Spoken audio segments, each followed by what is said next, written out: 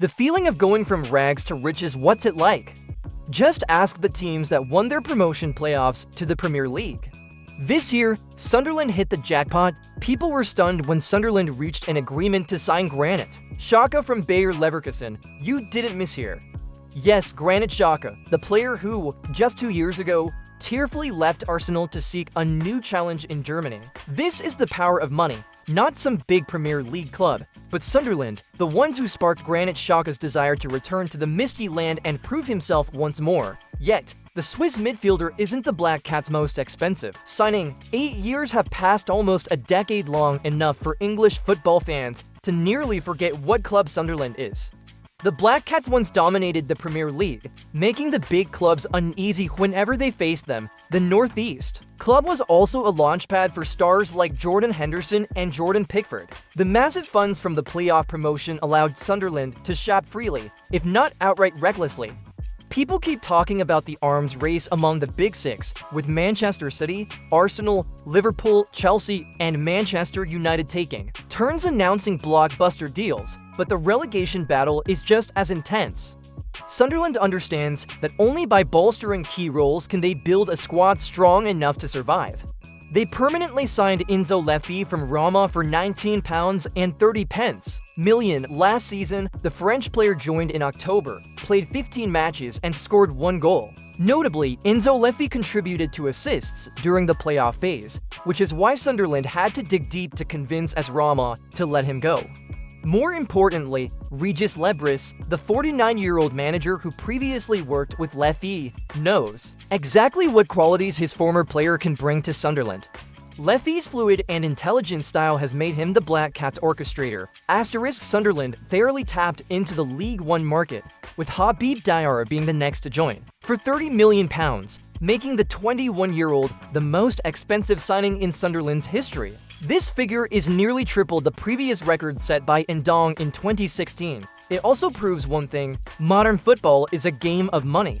Sunderland fully understands this. The exciting project at the Stadium of Light has also attracted promising talents. Remember, before choosing to wear Sunderland's jersey, Habib Diarra drew interest from both Borussia Dortmund and Chelsea. A box-to-box prototype, not tall, not big, but the energy Habib Diarra brings is never-ending. Habib Diarra's task is to dominate the midfield, creating space for Granit Xhaka or Enzo Leffi to shine.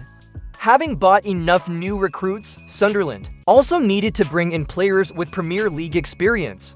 Thus, the deal for Simon Adingra was swiftly finalized. Emerging at Brighton, Adingra became one of the league's most exciting wingers, thanks to his speed and deft dribbling.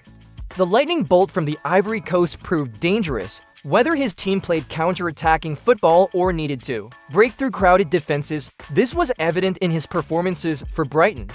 Beyond these signings, Sunderland also brought in Chemsting Talbi, Noah Sadiki, and a free transfer for Reynaldo. But the Stadium of Light outfit is certainly not stopping there.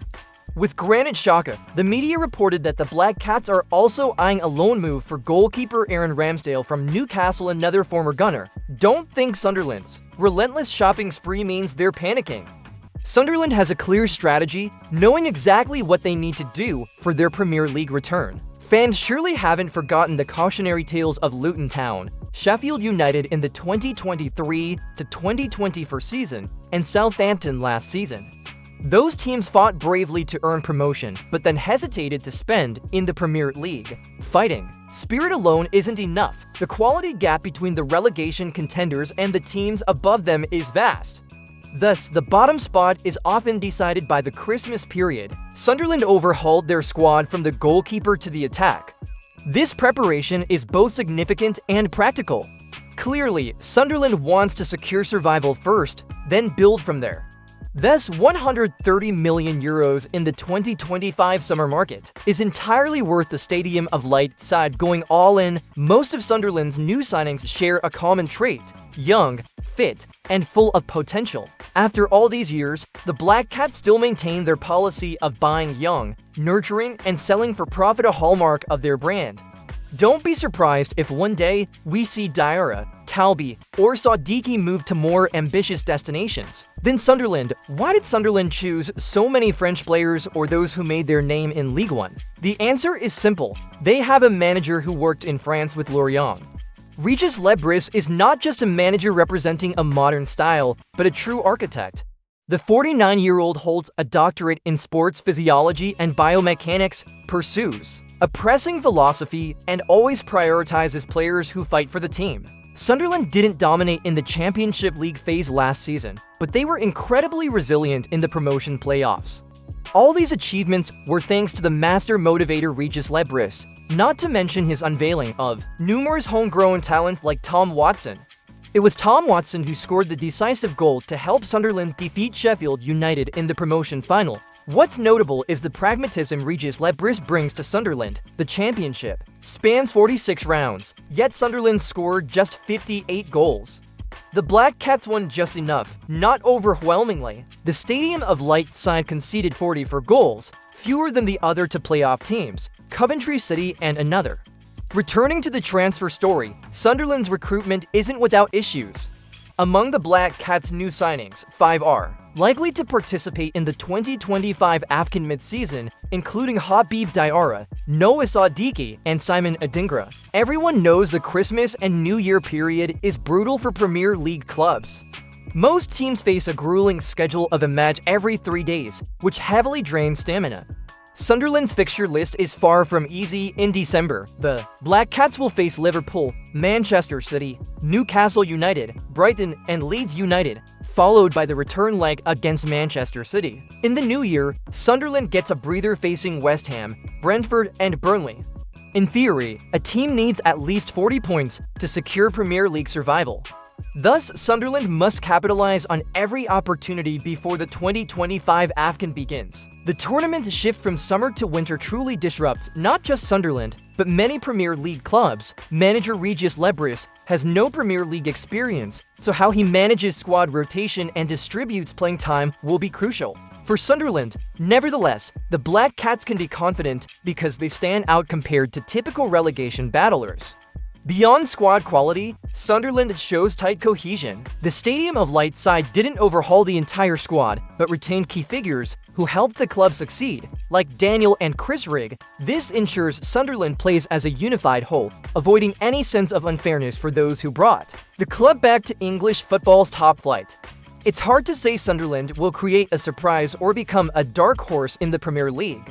Realistically, a position between 13th and 16th on the table is a more practical target for the Northeast club. A new squad, a new philosophy, and a new identity will emerge at Sunderland. With Regis Le Bris's meticulous touch, Sunderland has been infused with new vitality ahead of their Premier League journey. The Black Cat signings aren't yet big names on the European stage, but they'll be truly formidable if placed in the right system. I don't think the club's signings are redundant.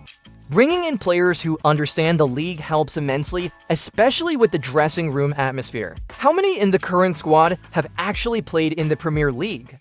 Clearly, not many. Journalist Phil Smith commented on Sunderland Echo *. Negative signs emerged during Sunderland's preseason training camp.